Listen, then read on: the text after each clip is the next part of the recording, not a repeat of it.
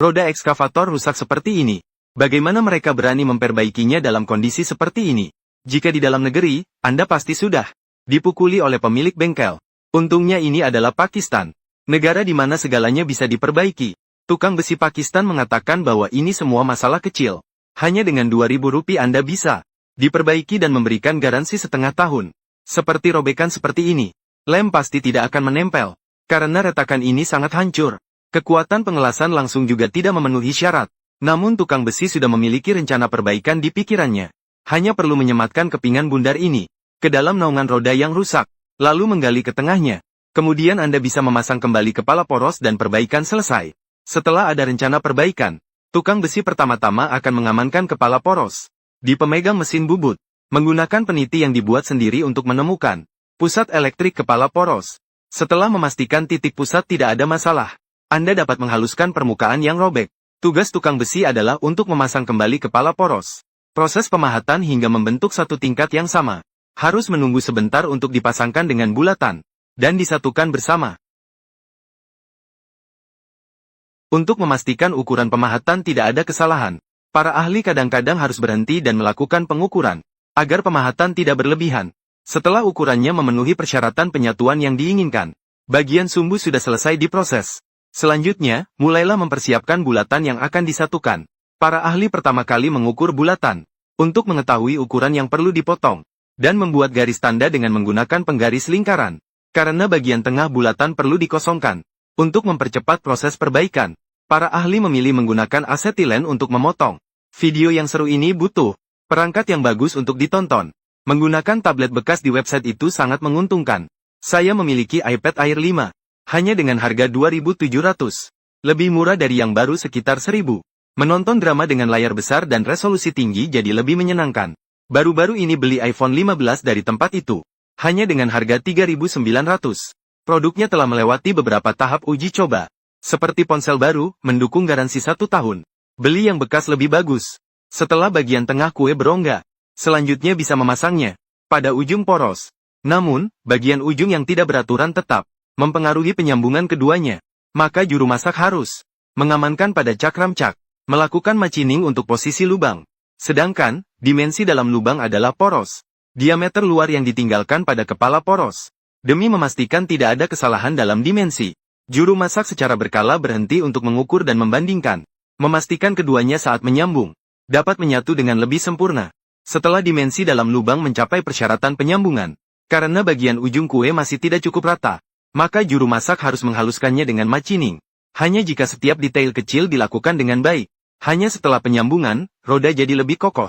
Setelah kue diproses, maka bisa disambungkan dengan poros kepala bersama-sama. Karena keakuratan machining juru masak sangat baik, maka diperlukan dengan mesin hidrolik, tekanan-tekanan kuat, menggabungkan keduanya bersama.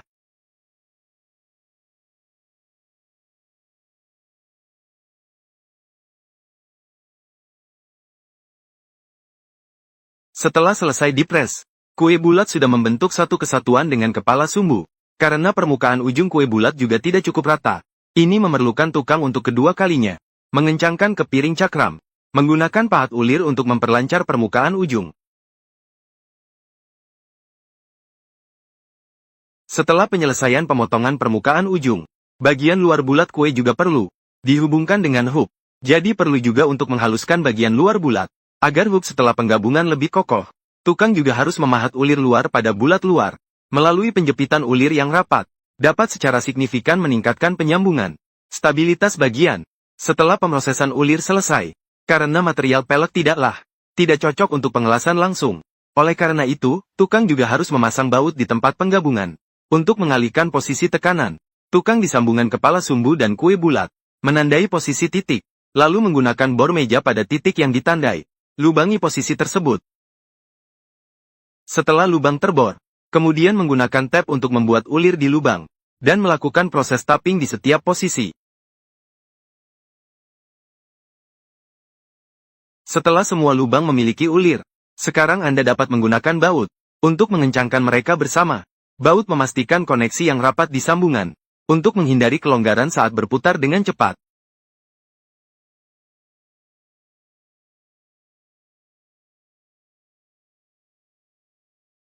Kemudian, potong dan ratakan baut yang menonjol.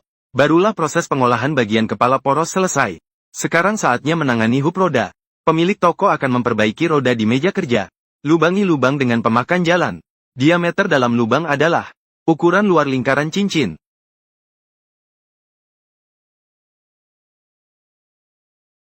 Karena cincin sudah memiliki ulir eksternal.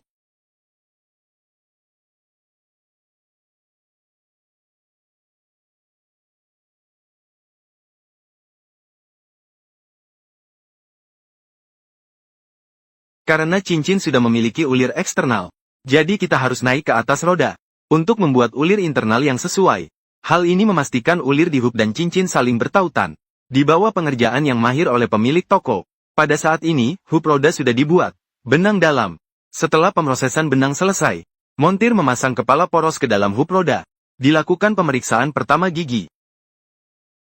Setelah memastikan semuanya benar, juga melakukan pengeboran di sambungan. Sambungan juga diperkuat dengan baut. Jadi langkah ini hampir sama dengan sebelumnya. Tidak akan saya jelaskan lebih lanjut di sini.